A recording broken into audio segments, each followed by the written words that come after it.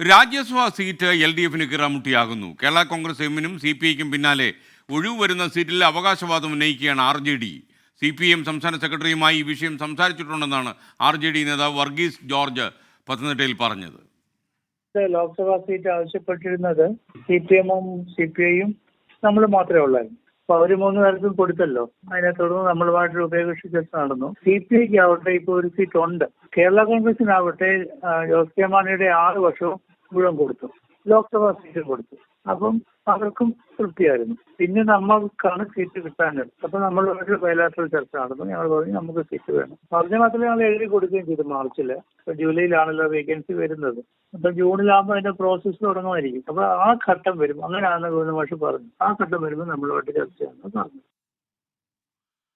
പത്തനംതിട്ടയിൽ നിന്ന് ശ്രീജിത്ത് ശ്രീകുമാരൻ നമുക്കിപ്പം തത്സമയം ചേരുന്നു. Sreejith, good morning. യഥാർത്ഥത്തിൽ സർക്കാരിന് ഇഷ്ടം പോലെ തലവേദനയുണ്ട്. അതിൻ്റെ കൂടെയാണ് എൽ ഡി എഫിൻ്റെ പുതിയ കീറാമുട്ടി. പറയൂ.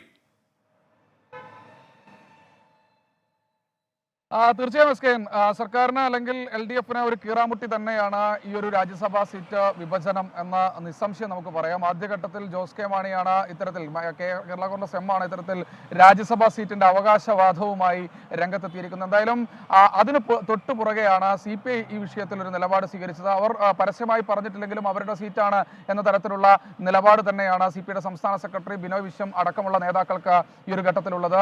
എന്തായാലും അതിന് ശേഷമാണ് ഇപ്പോൾ ആർ ജെ ഡി വീരേന്ദ്രകുമാർ വിഭാഗം, ഇപ്പോൾ ശ്യാംകുമാർ വിഭാഗം ഇപ്പോൾ ഒരു കൃത്യമായ രീതിയിലുള്ള ഒരു നിലപാട് അറിയിക്കുന്നത്, അവർ ഒരു അവകാശവാദം ഉന്നയിക്കുന്നത്.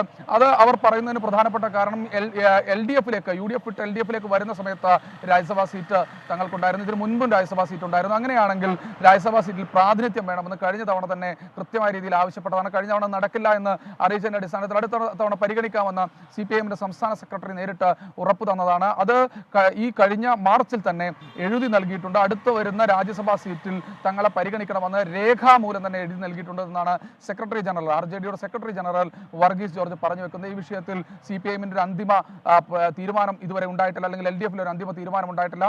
മുഖ്യമന്ത്രി 20-ന് മടങ്ങിയെത്തുന്നുണ്ട്. അതിനുശേഷമായിരിക്കും ഇക്കാര്യത്തിൽ ഒരു പ്രാഥമിക ചർച്ച തുടങ്ങുക. എല്ലാ കക്ഷികളെയും ഉഭയകക്ഷി ചർച്ച നടത്തി ഓരോ കക്ഷികളെ വീതം ഇരുന്ന് സി പി എമ്മിന്റെ സംസ്ഥാന സെക്രട്ടറിയും അതുപോലെ തന്നെ ആ കക്ഷികളുടെ നേതാക്കളും ഇരുന്ന് ഉഭയകക്ഷി ചർച്ച നടത്തി പ്രശ്നം പരിഹരിക്കാനായിരിക്കും നീക്കം. എന്തായാലും മുഖ്യമന്ത്രി വന്നതിനു ശേഷം മാത്രമേ ഇക്കാര്യത്തിൽ ഒരു അന്തിമ തീരുമാനം ഉണ്ടാകൂ എന്നാണ് നമ്മൾ ഏറ്റവും ഒടുവിൽ മനസ്സിലാക്കുന്നത്. S K N. Okay, thank you. Sreejith ശ്രീകുമാരനാണ് നമുക്കൊപ്പം ചേർന്നത്.